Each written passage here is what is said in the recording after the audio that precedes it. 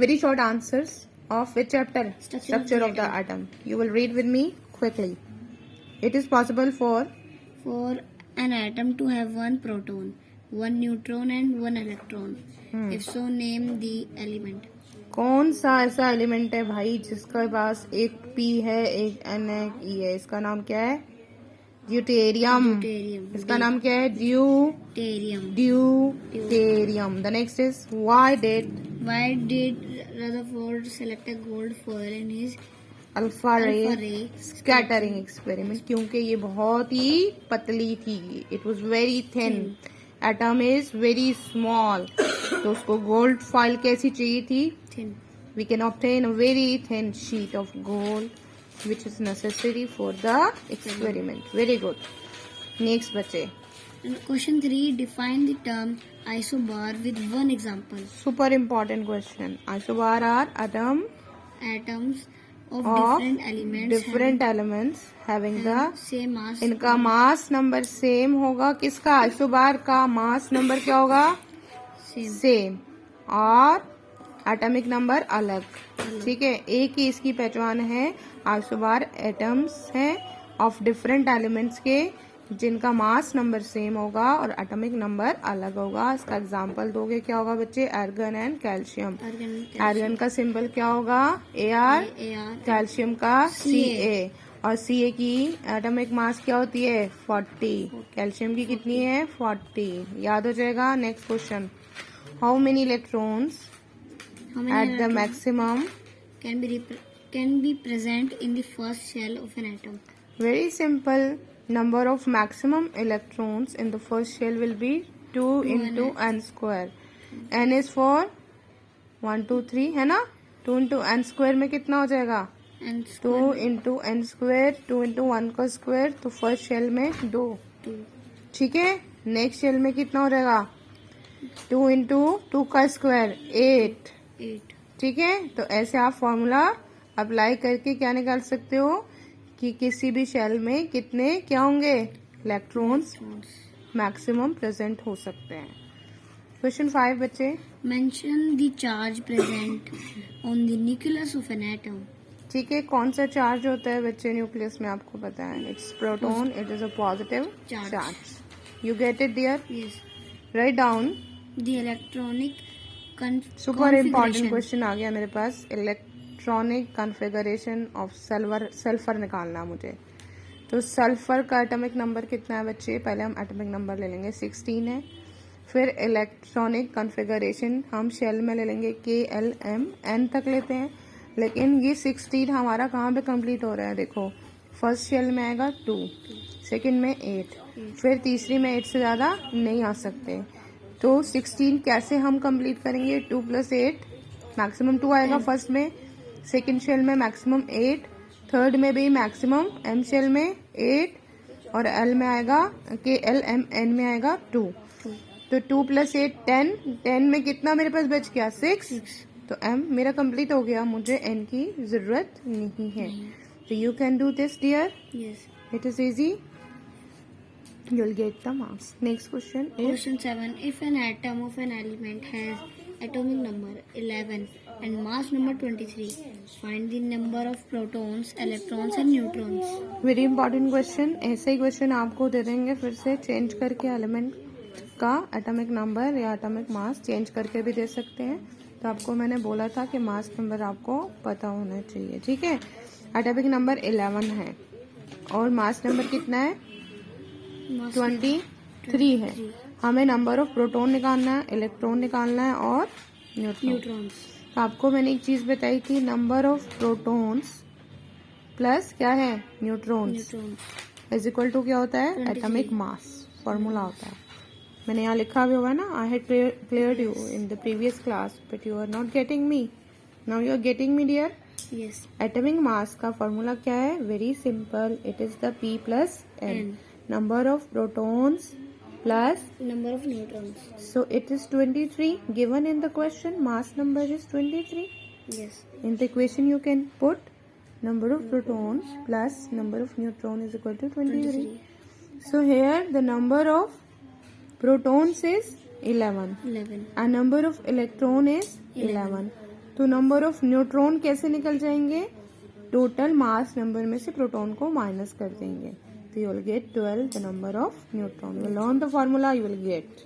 Okay. It's clear. ये equation use हुई है only atomic mass P plus N। Atomic mass 23 है, P कितना है मेरे पास 11, N मुझे चाहिए, तो ये P लेफ्ट हैंड साइड जाके 23 में से 11 माइनस हो जाएगा, will get 12। Clear dear? Yes.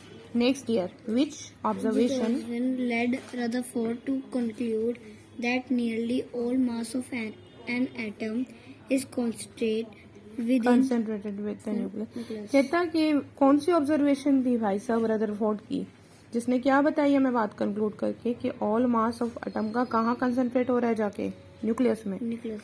तो उसने बोला कि बहुत ही कम, very few alpha particles rebound करते हैं। तो इससे ये पता लगी कि रिबाउंडेशन बहुत कम है, तो सारा कंसंट्रेशन जो है हमारा वो कहाँ जा रहा है, मास का। रदरफोर्ड ने कहा कि वो न्यूक्लियस में जा रहा है। Then dear I have question number 9 please. Valency आ गई आपकी टॉपिक।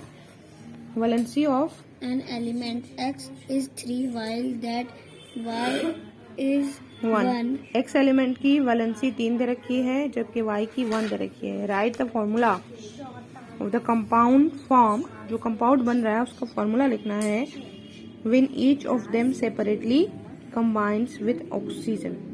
ठीक है, तो कंपाउंड एक्स है, ऑक्सीजन के साथ कंबाइन कराना है, तो फॉर्मूला क्या हो जाएगा X2O3। क्योंकि इसकी वैलेंसी कितनी थी 3, तो O के साथ हमने क्या लगा दिया 3। 3. ठीक है, सेकंड में उसने बोला Y की वैलेंसी कितनी है 1, तो O के साथ 1 लिखने की तो जरूरत नहीं है ना फॉर्मूला में, तो Y2O हो गया, Y2O X2O3। You got it? Yes. Next question dear, will read for me. An element X forms an oxide with X2O.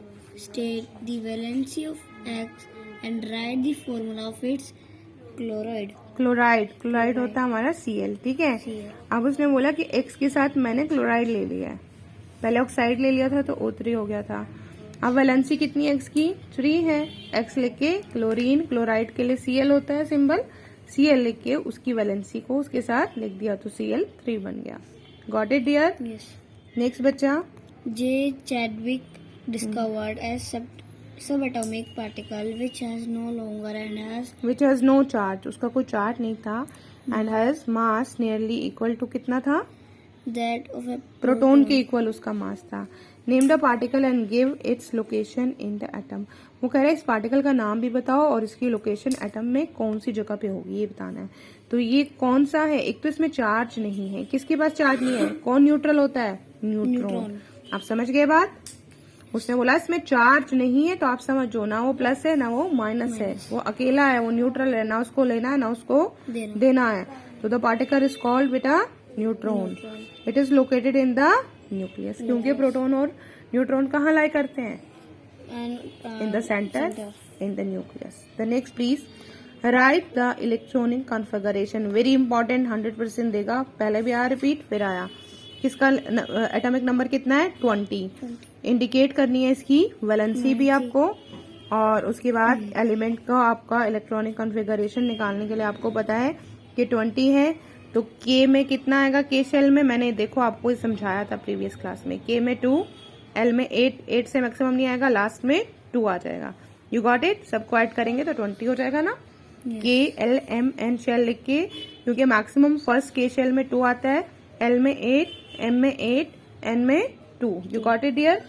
It's simple ना, and it's scoring. The next valency कितनी है, देखो last में मेरे पास क्या बचा है, N शेल में, it is called valency 2।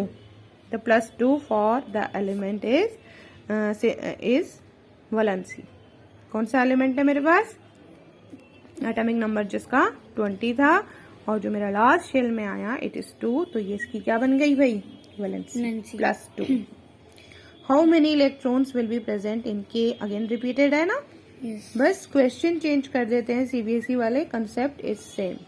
How many electrons will be present in K L M energy shells of atom of elements with atomic number I 11 and second 18.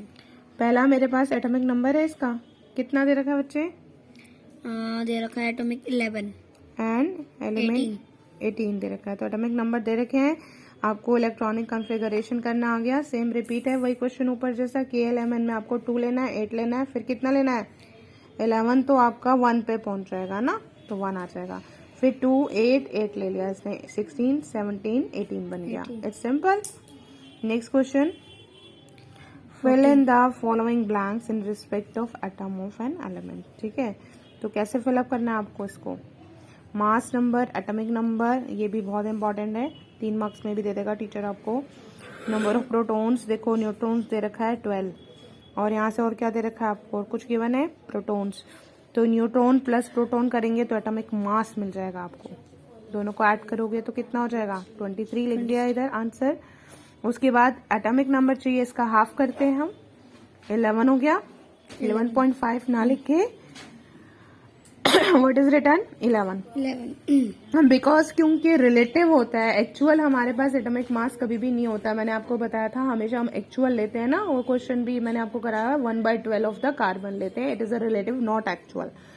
And next electron भी कितने हो जाएंगे 11 and valency will be 1। जब आप electric configuration करेंगे तो you will get at last +1, तो वो आपकी वैलेंसी हो गई। इस सिंपल बच्चे, इसमें यही कंसेप्ट था। नेक्स्ट बोलो 15। Question 15.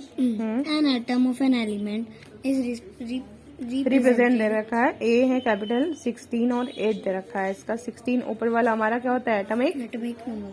मास, Mass. नीचे होता है एटॉमिक नंबर। ये मुझे ऑक्सीजन लग रहा है, आपको कौन लग रहा है ये argon.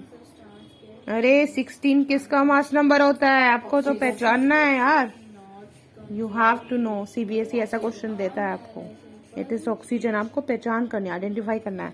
What is it, its atomic number क्या है, कह रहा है मास नंबर क्या है।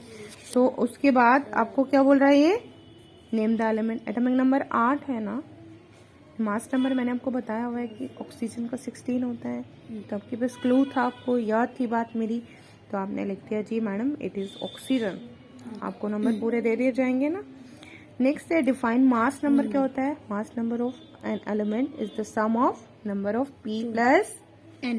Very good, is proton plus neutron in the nucleus में होते हैं दोनों। आपको तो बहुत अच्छा था ये chapter. Next, an atom of an element has 19 proton है, इसमें 19 क्या है बेटे, इलेक्ट्रॉन है, 20 क्या है Neutrons. न्यूट्रॉन है। आपको क्या निकालना है, Mass. एटॉमिक मास क्या होता है, atomic mass number of Number of P plus N.